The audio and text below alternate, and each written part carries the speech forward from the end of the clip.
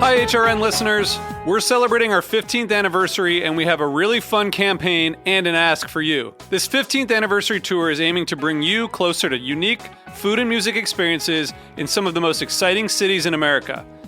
All the while, we're raising funds to support our work empowering the next generation of food systems storytellers through our fellowship programs. Here's how it works. Donate to HRN and be entered into a raffle in the city of your choice to win a dinner for two at a noteworthy restaurant and tickets for two to a concert at a prominent local venue. We have incredible partners in New York, Los Angeles, Philadelphia, Nashville, Las Vegas, Charleston, Asheville, and Ardmore, Pennsylvania, who have donated a meal for two and two tickets to a concert of the winner's choice. And all donations help fund our fellowship programs, where we're helping to build essential workforce readiness skills and food system storytelling skills. Check out heritageradionetwork.org/15 to donate and enter to win today. That's heritageradionetwork.org/15. Thank you. This episode is brought to you by Nourish and Flourish, a handcrafted, independent publication taking readers on a journey from the soil to the stars. Subscribe today at nourishandflourish.site. This week on Meat and Three, we're examining the true cost of convenience when it comes to when, where, and how we eat. Dark stores enable workers to eat without any kind of thought to how they're getting their food or how it might have come to be. DoorDash, Uber, and Lyft in the past have pledged to spend $90 million to try to exempt themselves from the law. I could be wrong, but I think there's going to be significant regulatory pushback on driverless trucks. Tune in to Meat and Three, HRN's weekly food news roundup, wherever you listen to podcasts. I'm Luke Griffin, and you're listening to Bushwick Podcast, local stories for a strong community. Each episode, we take you behind the scenes of the artists, activists, and entrepreneurs whose journeys collide in Bushwick, a special Brooklyn neighborhood that's changing faster by the day. A moment ago, you heard a message from an organization called Heritage Radio Network, or HRN. Even if that name is new for you, the organization is anything but. HRN has spent the past decade here in the neighborhood making shows like Bushwick Podcast possible and building one of the world's most unique audio archives from a secret recording studio tucked inside a storage container within Roberta's Pizza. So this week, we sat down with two of the leaders behind HRN to learn more about their work and their mission to give important new voices a platform to reach listeners around the world. It's Thursday, October 10th, and this episode is called Improving the World Through the Lens of Food.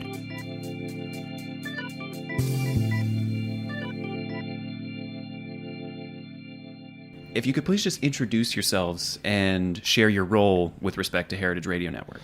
Well, thanks for having me. I am Patrick Martins. I am one of the founders of Heritage Radio Network. A team of us, started this station many years ago, and I have a business in Bushwick. Right around the corner, and it's called Heritage Foods, which is pretty much the country's largest distributor of rare and heritage breed pasture-raised meats. And I'm Caity Mosman-Wadler. I am currently executive director of HRN. I've been involved for about almost 4 years. And Patrick gave a very humble introduction to himself, but none of us would be here without him. I also came up, this can get edited out, with the why I'm so happy to be here, because Bushwick Podcast, we were saying Bushwick is gender neutral. So I really like coming here. I think you guys are very progressive to name your station that. That's why I moved to this neighborhood for my work. It's very progressive. Makes no one feel uncomfortable. Oh, well, thank you for joining. Just to take it from the very top, for somebody who's maybe totally unfamiliar with Heritage Radio Network, maybe they hear it in the lead-in to our show, how would you explain what the network is and what it's about? Okay, Patrick's pointing at me. So Heritage Radio Network is the word network is in the name, right? So we're a group of shows, radio shows, which we also share as podcasts, that all have a common mission of improving the world through the lens of food. So we achieve that in a lot of different ways, and we talk about issues of agriculture and the environment and policy, and also food and culture, and also kind of the role of beverages in this larger food system, and the role of chefs and restaurants and farmers. And so through all of these different angles, we're all kind of looking at how to solve these global issues. Food is the one thing that every human being has in common, and it is also probably the one issue that's going to determine the fate of the planet and the human race. So pretty important topic, and we all come together to produce this internet radio station and make all of the content available for free through podcasts. For me, what drove a little bit this project, the way it drives so many of my projects, is the word failure. In this case, the failure of modern media. There were all these people I had met through my days working at Slow Food, and I would meet, like, for instance, Nancy Newsom, the ham lady in Kentucky, and be like, oh my God, they should write about you. Why isn't anyone here? And then she's like, oh, they did. 31 years ago, they came and they wrote about my father, and I'm like, oh my God. And the next time the whole country's going to hear about you is in your obituary. That's not how it should be. And then when they would say, what can we write about her in the obit, they would have to go to 31 years ago, that one time she was on and it wasn't right. And there were all these people in all these different fields. So it was a failure of the media to capture these personalities that were getting older, the Julia Child contemporaries, and they didn't have the luxury that she did of being covered so much. And then the failure of the media to not cover interesting issues around gastronomy. Like, I've never seen a food section really talk about the role of the environment in food and global warming's effect on food, commodity pricing, slaughterhouses, letters by farmers, commodities, ins and outs, and the real things that affect agriculture and gastronomy in its broadest sense. And so I thought, the dining sections were failing in that. And so if they weren't going to write about us, and I was sick of writing press releases hoping that someone, cross fingers, would write about some story we had, so we could just very humbly, with very little money and simple technology, start something here at Roberta's. And our power came in numbers, and that we have the 35 weekly shows. So together we were able to make a dent in all that and cover issues in a legitimate way. All boats rise with the high tide kind of group energy. HRN is, of course, a nonprofit as well. And I imagine for most folks, nonprofit, internet radio, food are ideas that they wouldn't typically associate with one another. What is the origin story of taking that idea of there's a lot that is not being covered in a really compelling way and thinking to do that with a nonprofit internet radio station and podcast? Well, at first we wanted to be a for-profit. We were a for-profit. I mean, we didn't have any legacy yet, so they didn't want to give us nonprofit status. But our goal was not to have to rely on, asking for the government and all that. But it turns out there's so many funding sources, it just didn't make sense. So also, I think in the eyes of the public, 501c3 status, being given the right not to pay taxes, is such a feather in the cap of an organization. It does, everything is said right there. Whereas if you're a for-profit business, you really have to prove a lot. But I mean, I looked at Vice actually as a model many years later. They never went for-profit, and then major corporations purchased them for hundreds of millions of dollars. And I always thought, what if we had gone that route and, each host was eventually given $10 million, because we partner with Rupert Murdoch or some evil titan like that. Yeah, well, I think there's something to be said for the sense of community that has been generated in being a nonprofit. And, I think it would be great if we were all millionaires, but I think that the message that we're putting out into the world would be different in that case. I also think Caity, and I've told her this, and her team should become the nonprofit of nonprofits, where all struggling nonprofits or maybe not struggling, but could just use a national, international presence or web of connections. And she just operates them all from a tower, the top of a pyramid, that goes 360. And she has all people tweeting for her in rows and Facebooking for her and all that. I think for a lot of people, the idea of audio or internet radio or podcasts seems kind of modern, but HRN's been around since 2009 and been doing this for a decade. Patrick, when you started your show, it wasn't called a podcast. No. Even though you had the technology, you were issuing them forth as audio files that you could download onto your iPod or your what was the Microsoft one that you would keep in your pocket. Your portable audio player. Yeah. Timex and Claire. Yeah. So what you were doing was creating a food podcast 10 years ago, way before that was a thing. So how did you know to do that? The podcast thing is a very... I'm not into the podcast thing. I understand that we don't broadcast on radio waves. We don't. We're not on AM or FM. There's no wave coming through here. If we did do that, we would have been arrested. And Roberta's would have loved for that to happen during the first 2 years of their existence. They would not have wanted it to happen now, that people come in with the police to shut down a rogue station.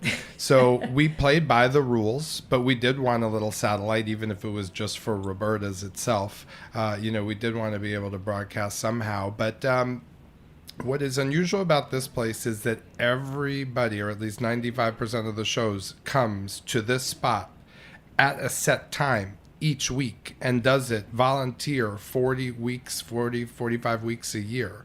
That is amazing. And that to me says radio station. It is broadcast live. And granted, it's not a radio, but it is a device. It's a little machine that's the same size of a radio and can have a microphone, or not a microphone, but an amplifier so you can hear it in the whole. That's a radio. That's the only, very little difference. So I think that when you say podcast, you imagine edited stuff. Our station is mostly live, that's sent in at a set date from some basement somewhere. No, this has a lot of the radio presence. And so I like to connect us back to the beginning of the technology, which is the 1880s, the 1900s, where people were communicating with each other about oftentimes very important information, like a hurricane was coming, or someone's going to try to buy up all your corn. Don't do it because corn prices are actually going up. So say no to that carpetbagger that's coming through your town, I think it's really interesting, kind of going back to the history of radio being so important for farmers. And, so much of the content that we do is really for farmers and inclusive of farmers.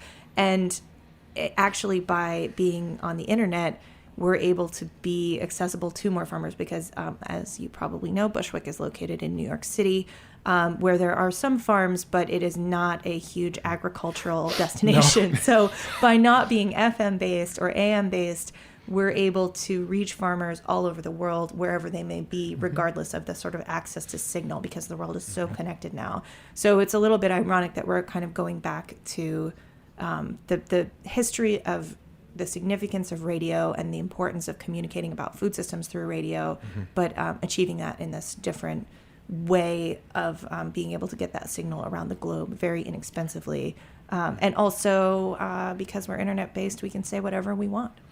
Well, I do think that that's why you reject my idea of having a DJ come in every morning at 9, but a food DJ, be like, hey, how's it going, everybody? So let's play a little bit of a Bushwick podcast piece from yesterday with this controversial statement that Patrick made about Bushwick. And then we cut to some music, and then we could play some shows. But I think that because we can be heard live, even though it is on a podcast, there is something quite refreshing about someone at home being able to be like, it's 10 a.m. I love this guy.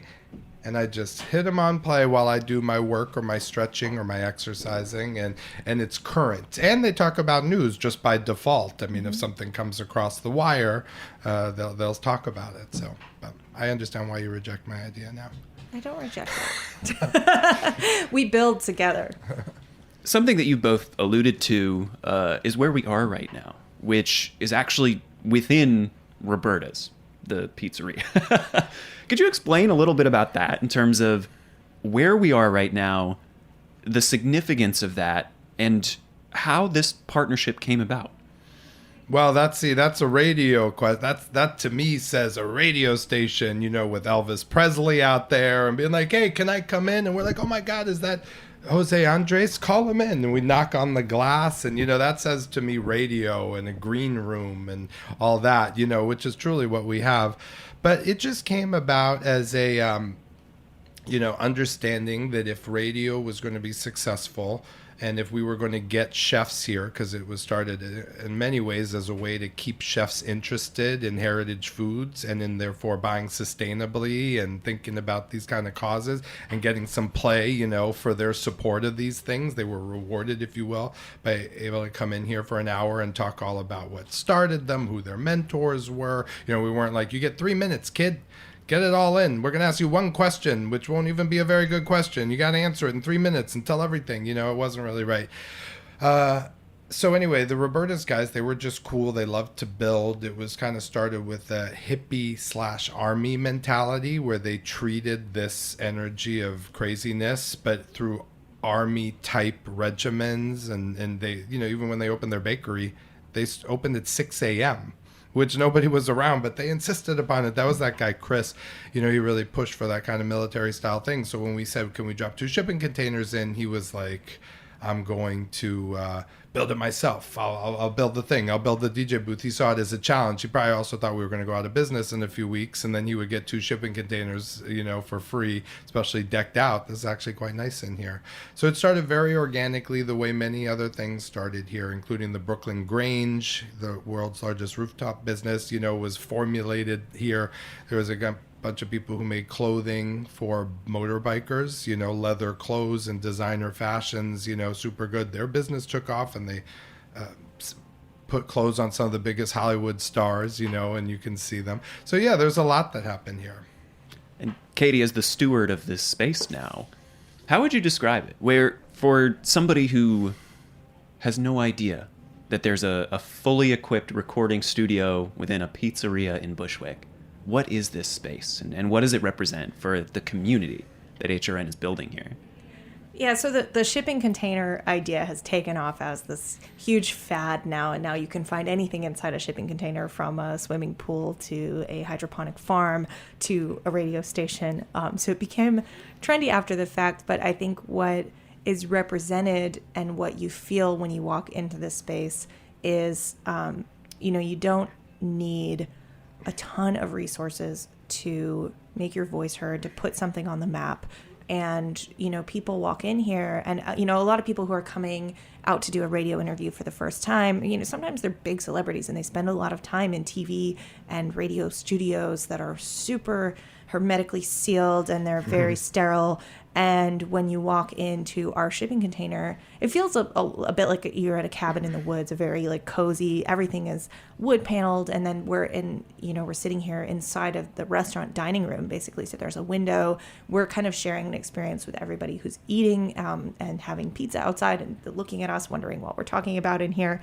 But it is sort of a model of access and kind of egalitarianism, I think, that we have sort of charge of here, that we invite people in and we say hey, we're kind of all on the same playing field here. We're in this space of kind of commensality. People are eating. We're usually eating in here too, eating and drinking together. And so it's a really different experience than walking into a gray sound tiled booth. I would describe the aesthetic as your grandpa's basement. Yes. Also that. Patrick, you'd mentioned you have a business in Bushwick. How did Bushwick come about as the epicenter of this project that would become Heritage Radio Network? I think it was in large part because of Roberta's. Most restaurateurs, or bars for that matter, don't allow somebody to drop 2 shipping containers in and try to start a radio station. There's either not the space, or they're worried about building laws within the state or city. These guys kind of built it first and then tried to fix problems later. That kind of mentality. The space, that was just a guy's garage for many years. He was a car repair garage, and so he'd fix dents and all that. So he didn't really care that, a little bit of his space was being taken. If this was a more densely populated business area, that would have been a clothing store or someone else who's like, absolutely, I need every inch of this place. I don't have enough space. This guy almost had too much space. But, and then there was a certain lawlessness of, this area back from the warehouse days. Boar's Head is still based here. There's still 18-wheeler trucks going now next to people who are doing yoga and all that. It's a really funny cross crossing of the two cultures.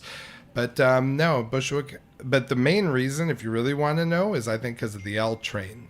It's so close. It's half a block from the train, and one mustn't underestimate where you are in the city matters so much. And I see other places that are also fascinating, had the potential to be like this, but it was a 20-minute walk from the subway, and this started at a time pre-Uber, in a way. So there was a lot more energy towards. Wanting to make it easy. I used to come at 10 p.m. I would fly in from somewhere. I would get in the train, 6 train all the way down. Then back in the day, then transfer to the L. I would get here at 11:30, and there'd be 300 people here, and it was fun. We had also kind of, not a scare, but we had some contemplation to do when the MTA said they were going to shut down the L train for 2 years.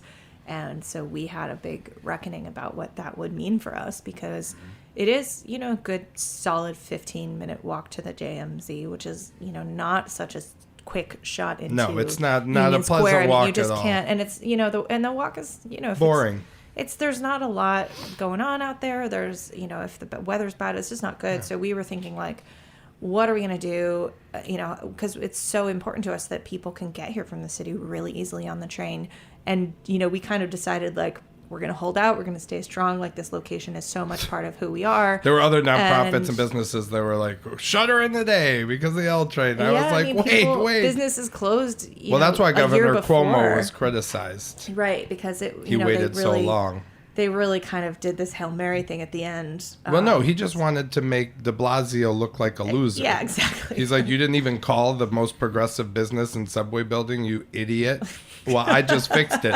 But to punish him, to make him look like a loser, a lot of businesses were negatively affected. Yeah, I mean, doom and gloom. Williamsburg was in this crazy bubble. Yeah.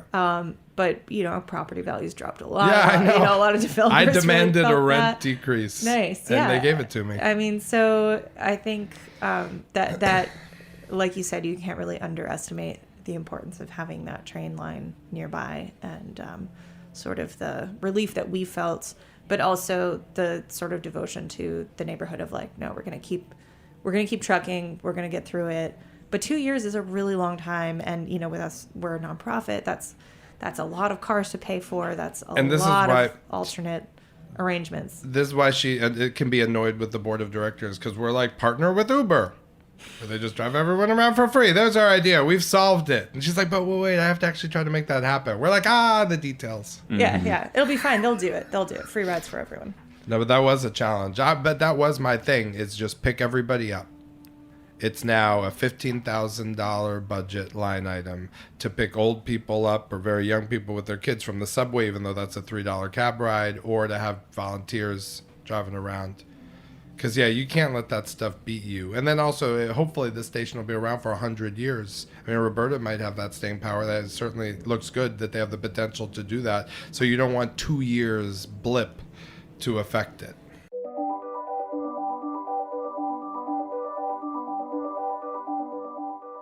This episode is brought to you by Nourish and Flourish, a handcrafted, independent publication taking readers on a journey from the soil to the stars. Nourish and Flourish showcases thought-provoking stories from around the world and stunning photography. Each issue explores emerging trends in food, nutrition, recipes, soil health, technology, regenerative agriculture, travel, and more. Volume 1 of Nourish and Flourish includes features on the Svalbard Global Seed Bank, the International Symposium on Bread, and ancient Hawaiian aquaculture. Are you interested in eating healthier and learning more about where your food comes from and living a more connected life?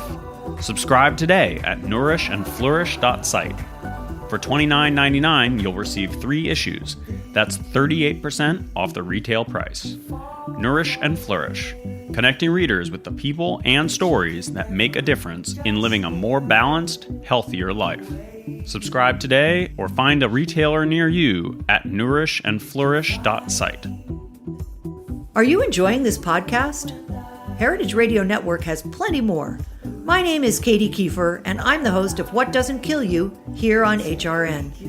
Every week, I sit down with journalists, authors, scientists, or activists to identify and explain some of the key issues in our food system. I've done shows on food waste, labor issues, meat production, water, you name it, I cover it.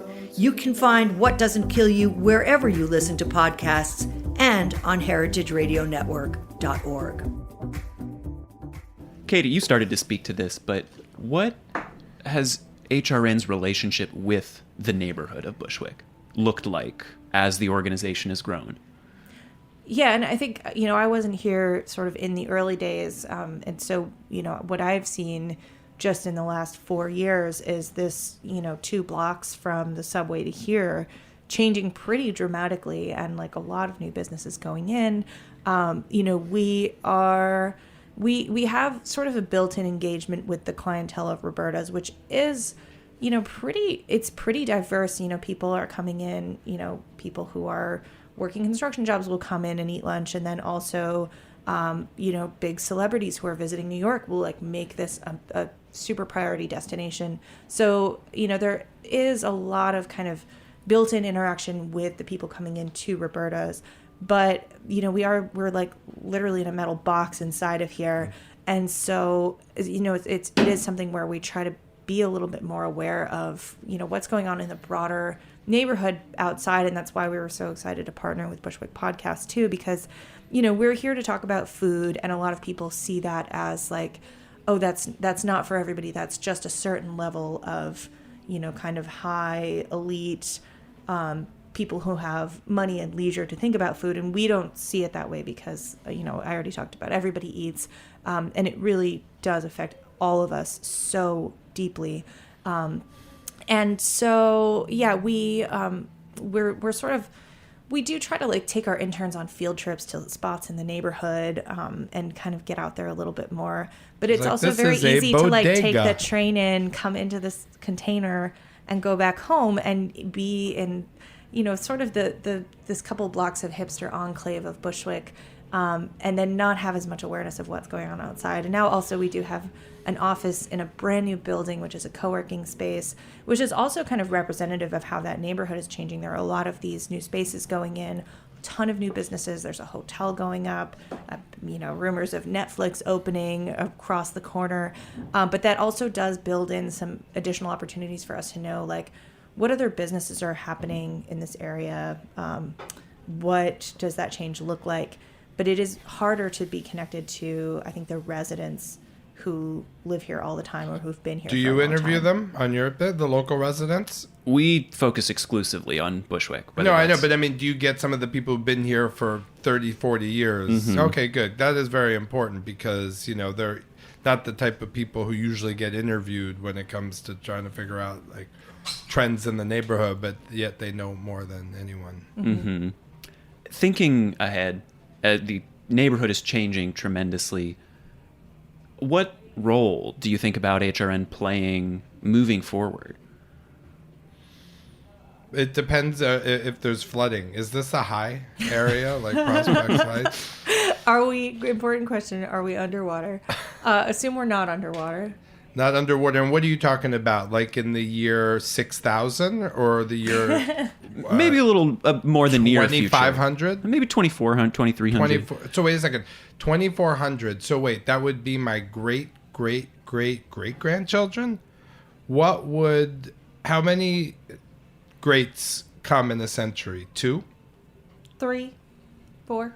3 or 4 greats? Yeah, you have kids at 25, 35. So 8 greats from now, what will be the role of HRN?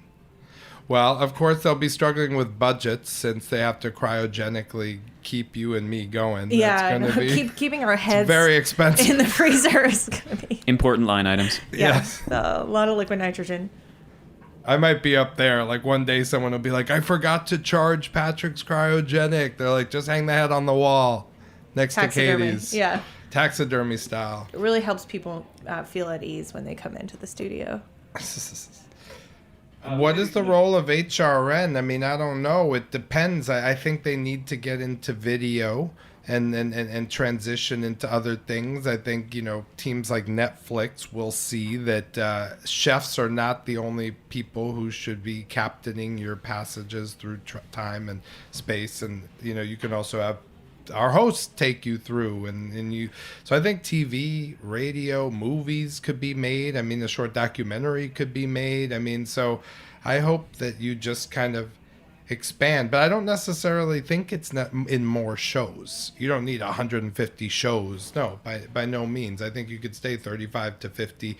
Is it other stations? I mean, what do you think? Mm-hmm. Well, I think kind of to get to the question of how are voices of the neighborhood represented in the future, I think that is kind of tied in of we have a platform, we've built it up over many years, and we have the opportunity to create a voice for people who are otherwise not being featured in other kinds of media.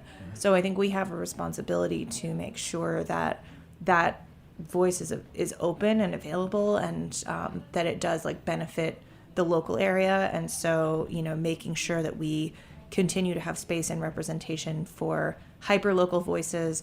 Also, in kind of supporting what you're doing and creating a model for community projects on this scale to say, we can create sort of systems for a neighborhood to work together to create something to then reach other neighborhoods, because it's not just about, people in Bushwick hearing other people in Bushwick, but it's about people around the world hearing from people in Bushwick, and then people hearing from other neighborhoods.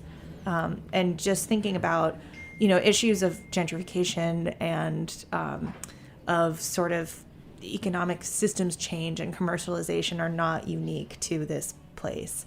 But I think we are probably learning some lessons here or not, and we're maybe about to find out some consequences here that could be applied to other places as well.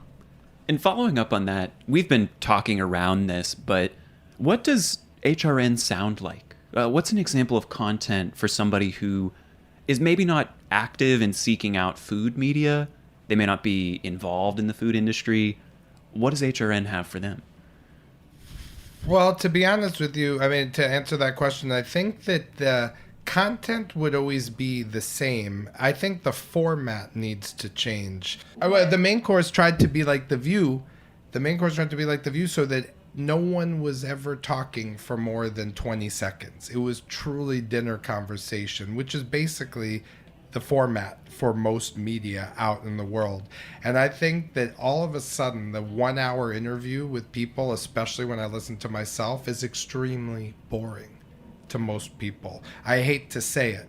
So I've actually asked Caity and tried to come up with ways myself of figuring out ways to take the best of you and your show and to package it into 30-second things, 10-second bits, panel discussions, TED Talks, and stuff like that. Because I think your show is probably more interesting at 30 minutes and then 20 minutes and then 10 minutes at 5 minutes. That'll be the most interesting thing of all time. But it needs people to go back and listen and reinterpret and pull and synthesize and repackage and send out. And also it takes producers, which we don't have, as much as we need. And so it takes a lot of sculpting and building. But I think if we had the local news half hour, our first foray into that is the Meat and Three, which I think they have done a marvelous job with. It's by far and away our wildly most successful in-house produced news, really. It's a news show.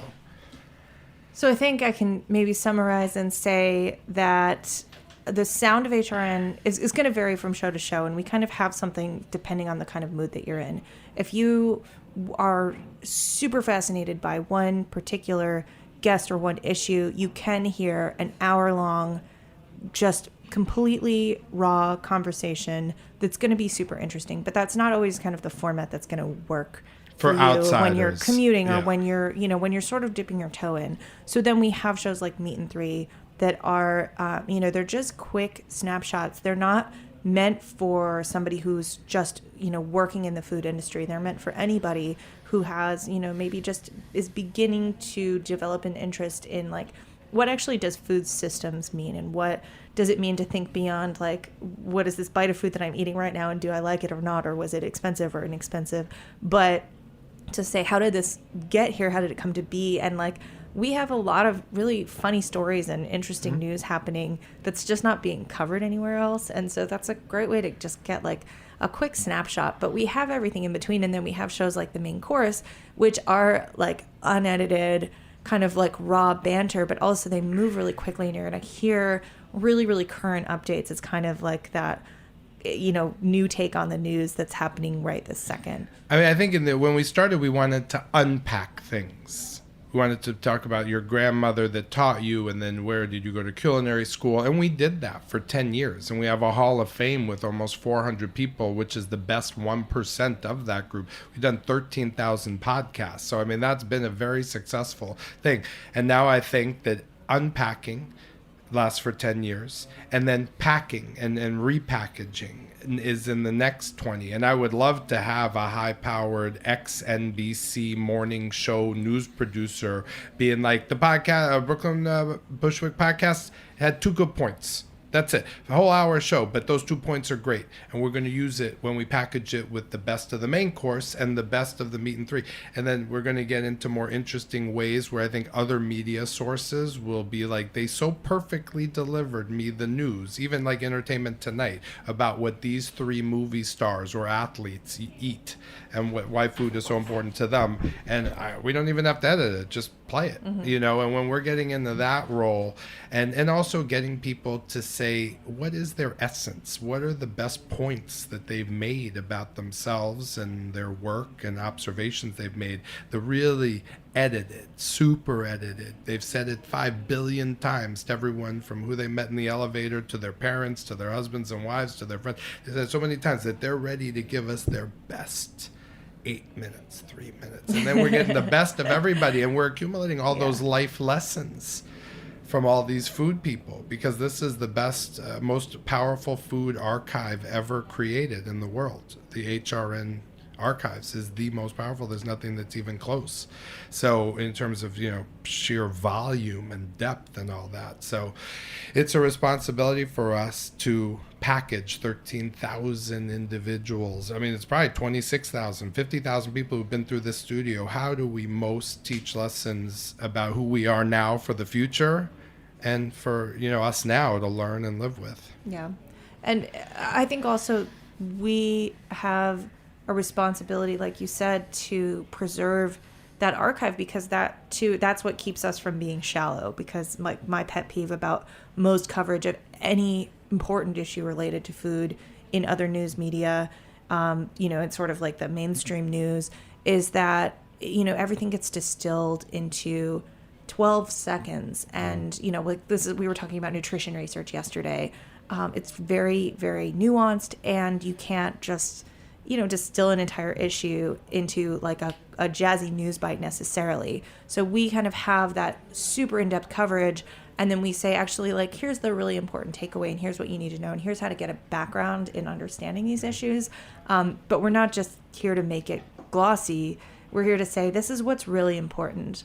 And we have like the whole spread of like, here's the quick snapshot, and then here's everything to back that up. We have a few minutes left here. Something I wanted to touch on. We mentioned before, this is actually HRN's 10-year anniversary. Mm-hmm. What are you doing to celebrate? Dude, we're having a big party. November 11th, right? You have a bunch of people that are not listed here, but should be. They have... I've got the printout. Cesare Casella, one of the great salumi makers, and Anne Saxelby, one of the great cheesemongers, are going to man and woman a major island of cheese and charcuterie in the middle of the Botanic Gardens, and they're going to be surrounded by some of the world's greatest chefs that are going to be doing their most really creative, even for a creative tasting, the most creative of the creative. Yeah. They're going to be all around them in the beautiful main room of the Botanic Gardens ballroom. So we have, it's a taste around event. You come. First, I'm going to say the URL in case anybody wants to like check this up while we're chatting about it. heritageradionetwork.org/gala. This is going to be our 3rd year throwing this party, but it's super significant because it is the 10th anniversary. And like Patrick said, we have these world-class chefs. We've got Momofuku Nishi coming in. We have chefs coming from out of town. We have Marjorie Meek Bradley coming from St. Anselm in D.C.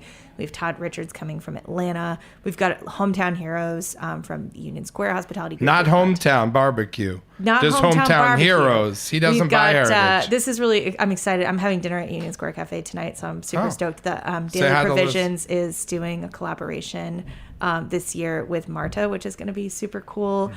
We've got our neighbors at Winsun Bakery coming up. We've got an incredible soba noodle demonstration by Shuichi Kotani, who does this like really cool hands-on noodle making thing. It's so beautiful. We have Carving HRN Station. host Carving Station from Marlowe and Daughters. We have our host alum HRN's own DJ Cherish the Love is going to be making awesome music for us. Momofuku Nishi's making we've a got the porchetta. whole, Did you say that? I did not say that. It gets better and better. I'm getting really hungry. We've also got Roberta's kind of Bread. the history of HRN being represented. So my predecessor, Erin Fairbanks, who is executive director for 5-6 years here, is coming. Jack Inslee, our alumni executive producer, is coming back to host the event with us. So it's sort of like a reunion of all this family. Plus, the really important thing that we've done in the 10th anniversary, which was to create a Hall of Fame. So like Patrick said, we've got these 13,000 episodes in the archive. All of these voices who've been hugely important in sort of determining the voice of who we are and who people should be paying attention to in food media. And then looking at The best of the best. Who are these top influential people? Some of them are famous, some of them are not. But for us to kind of bring this Hall of Fame together and say, you know, these are the voices that everybody should be aware of and make it really easy to find all the places that they've appeared across our archive. And then to bring them together into this one room is just All incredibly 500 historic. Hall of Famers are going to be there. That's a guarantee We've got from about Katie. 270. I can't promise every single last one will be in attendance, but they all will be there in spirit. And We're gonna have an December is the insanely awesome obits. group photo. The obituaries, the people who are passed, but have still been on our station. Yeah, we'll have an So in that's going to be very memoriam section. important group. Because we have had also some really sad losses here. Dorothy and Cann people that Hamilton. we want to recognize. Dorothy Cann Hamilton, I mean, that was so tragic. The pastry lady from Babo, I mean, you know, was like one of my, you know, all-time favorites, everybody's favorite. And yeah, this is their archive. This is where their cousins and their grandkids can come and hear them. I mean, it is an extremely important archive. Have you backed it up? Yes. Okay. All the time.